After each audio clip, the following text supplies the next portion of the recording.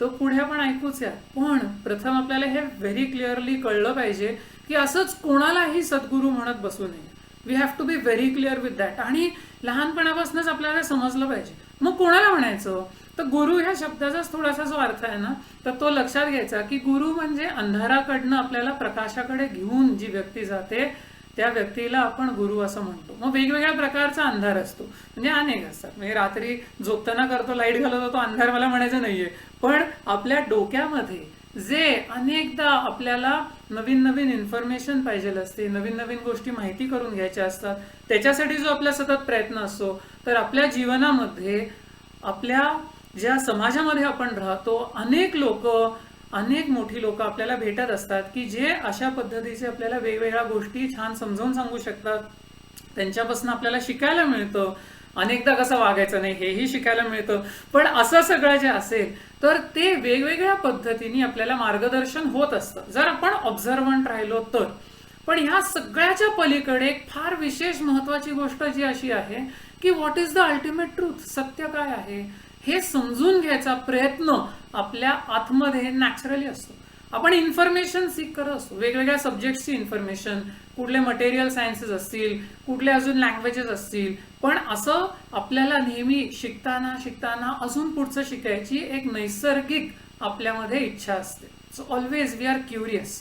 आणि ultimate curiosity काय आहे माणसाच्या जीवनामध्ये, तर टू नो अबाउट वनसेल्फ, आपल्या स्वतःचं जे मूळ स्वरूप आहे, मी कोण आहे हे समजून घ्यायचा प्रयत्न करा. हे डिफिकल्ट आहे, इट इज नॉट इझी. कारण असं बोलायला लागल्यानंतर सुद्धा हे काय बोलतायत वगैरे असं वाटू शकतं.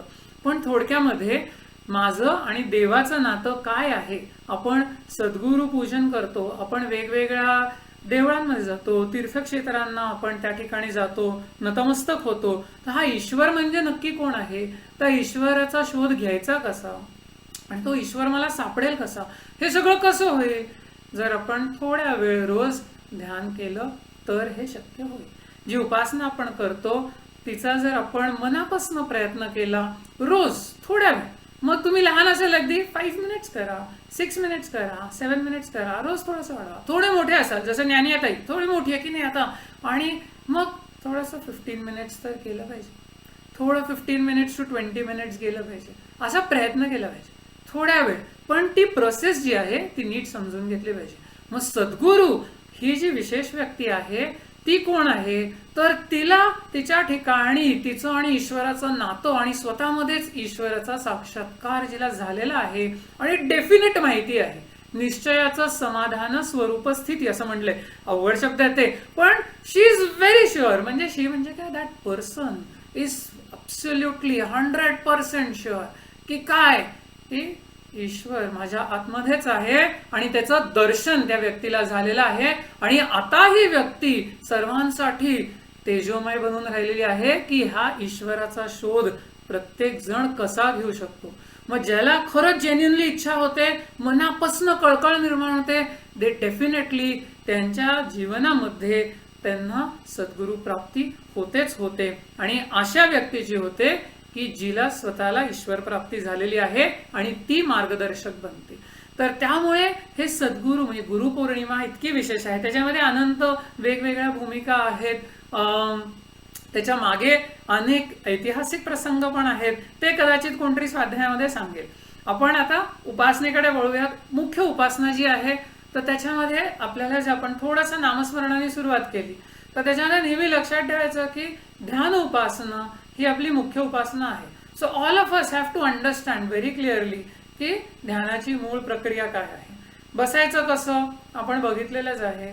त्याच्यानंतर स्थिर बसलो, आपले खांदे थोडेसे मागे, पाठ सरळ म्हणजे पाठीचा कणा थोडा सरळ, त्याच्यानंतर पोट थोडंसं आत घ्यायचं. तुम्हाला प्रश्न नाहीये, मला थोडं घ्यावं लागतं.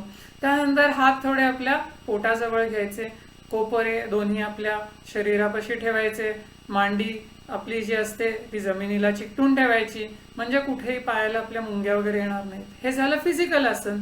आणि त्यानंतर मनाचं आसन जे विशेष आपण बघत होतो, तर त्याच्यामध्ये थोडं आपल्या मनाला स्थिर करायचं. मग मनाला स्थिर करणं इज व्हेरी डिफिकल्ट, कारण शरीर स्थिर केलं की मन थोडं स्थिर होतं. चुळबुळ चुळबुळ चुळबुळ करत राहिलं की मन पण इकडनं तिकडे फिरतं. मग काय काय काय काय येत असतं डोक्यात. पण म्हणून पहिले तर शरीराला स्थिर करावं. ते केल्यानंतर डोळे शक्यतो बंद ठेवावेत. आता डोळे बंद केल्यानंतर बघायचं तर काहीच नाहीये. मग करायचं काय? करायचं पण खरं तर काहीच नाहीये. पण काहीच नाही करायचं म्हटल्यानंतर एकदम घाबरून जातो आपण. अरे बापरे, काहीच नाही करायचं, अरे काहीतरी तर सांगा, असं म्हणायला होतं. मग करायचं काय? तर थोडी प्रोसेस लक्षात घ्यायची. मग तिथे आपलं जे भ्रूमध्य म्हणजे दोन्ही भुवयांचा थोडासा वरचा भाग, गंध किंवा कुंकू लावला जातो तो भाग, त्या ठिकाणी आतमधूनच आपलं अटेन्शन या ठिकाणी फोकस करायचं. म्हणजे काय करायचं? तर त्या ठिकाणी आपलं जे कॉन्सन्ट्रेशन त्या ठिकाणी थोडंसं वळवायचं, इनवर्ड. बघायचं काहीच नाही, पण लक्ष त्या ठिकाणी ठेवायचं. मग लक्ष त्या ठिकाणी दिल्यानंतर श्वासावरती छोटंसं नाम घ्यायचं, जे आपल्याला सद्गुरूंनी सांगितलेलं असतं. मग आपल्या सद्गुरूंनी काय सांगितलंय? ओम, सोहम, श्रीराम असा छोटासा नाममंत्र घ्यावा. मग ओम घ्यावा. ओम आपल्याला छान वाटतं. मग श्वास घेताना मनामध्ये ओम म्हणायचं, श्वास सोडताना मनामध्ये ओम म्हणायचं. बोलायचा प्रश्नच नाहीये, ओठ हलवायचा देखील प्रश्न नाहीये, मनामध्ये इतर कुठला तरी विचार करत बसायचा देखील प्रश्न नाहीये. सगळं लक्ष या ठिकाणी आता एकवटवलेलं आहे, म्हणजे त्या ठिकाणी आपण फोकस केलेला आहे. श्वास आपला छान हळूवार चालू आहे आणि श्वास घेताना आपण ओम असं मनामध्ये म्हणत आहोत. आणि हे म्हणत असताना मनामध्ये जो भाव निर्माण होतो, ओम म्हटल्यानंतर आपल्या मनामध्ये एक विशेष भाव निर्माण होतो, तर त्यावरती लक्ष द्यायचा प्रयत्न करावा. या ठिकाणी कॉन्सन्ट्रेशन आणि अटेन्शन म्हणजे अवधान, ह्या दोन गोष्टींना फार विशेष महत्त्व आहे.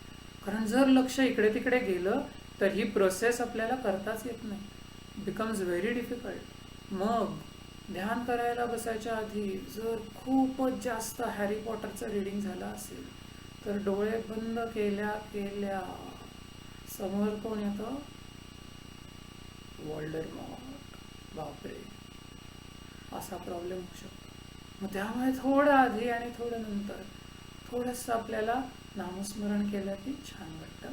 आणि मग वॉल्डरमॉर्ट वगैरे सगळे पळून जातात, डिमेंटर्स वगैरे काही येत नाही.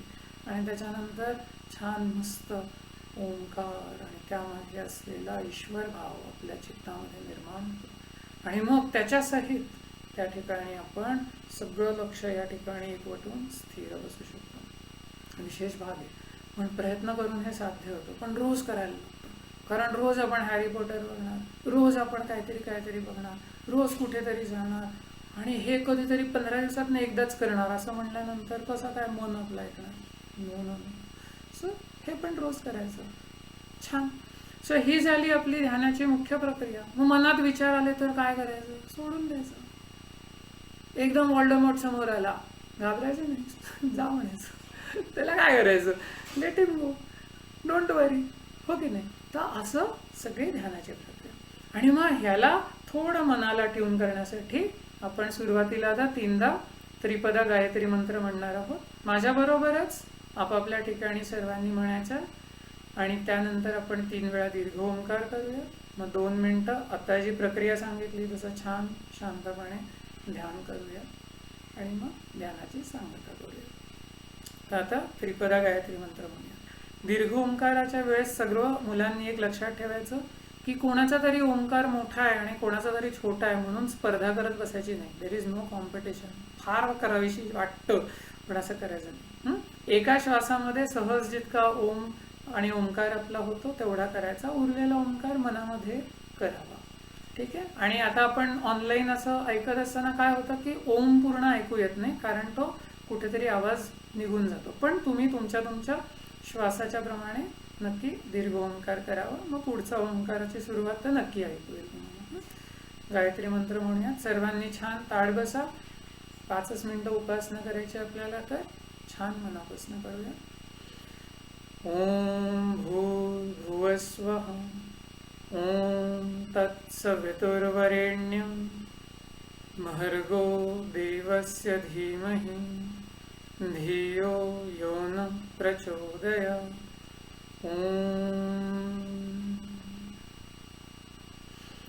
ओम भूर्भुवस्वः ओम तत्सवितुर्वरेण्यं भर्गो देवस्य धीमहि धियो यो न प्रचोदयात्। ॐ भूर्भुवस्वः। ॐ तत्सवितुर्वरेण्यं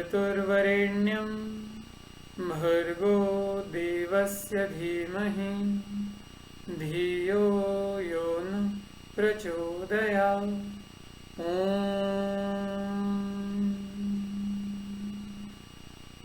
दीर्घ श्वास घेऊया.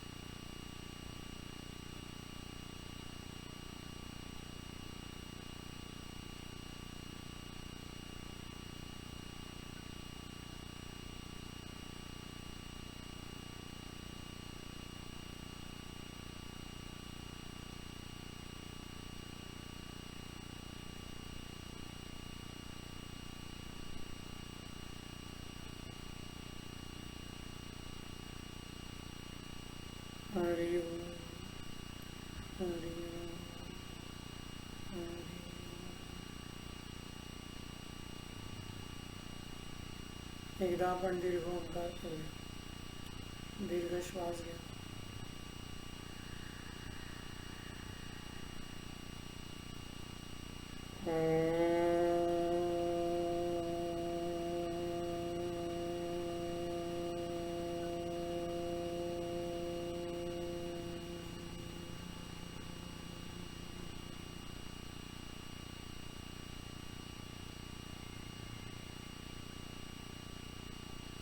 एकदा त्रिपदा गायत्री मंत्र माझ्याबरोबर आपापल्या ठिकाणी.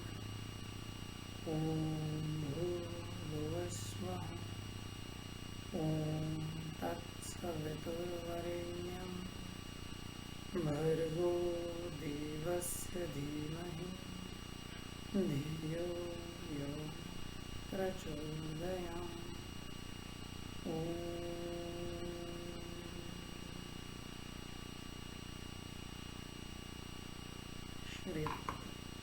थोडस आपण नाम घेऊया. वल्लरी, मी नाम सांगतो माझ्या मागे म्हणजे. ओम राम कृष्ण हरी. ओम राम कृष्ण हरी. ओम राम कृष्ण हरी. ओम राम कृष्ण हरी. ओम राम कृष्ण हरी. ओम राम कृष्ण हरी. ओम राम कृष्ण हरी. ओम राम कृष्ण हरी. ओम राम कृष्ण हरी. ओम राम कृष्ण हरी. ओम राम कृष्ण हरी. ओम राम कृष्ण हरी. ओम राम कृष्ण हरी. ओम राम कृष्ण हरी. ओम राम कृष्ण हरी. ओम कृष्ण हरी. ओम राम कृष्ण हरी. ओम कृष्ण हरी. ओम राम कृष्ण हरी. ओम कृष्ण हरी. ओम राम कृष्ण हरी. ओम राम कृष्ण हरी. ओम राम कृष्ण हरी. ओम कृष्ण हरी. श्रीराम.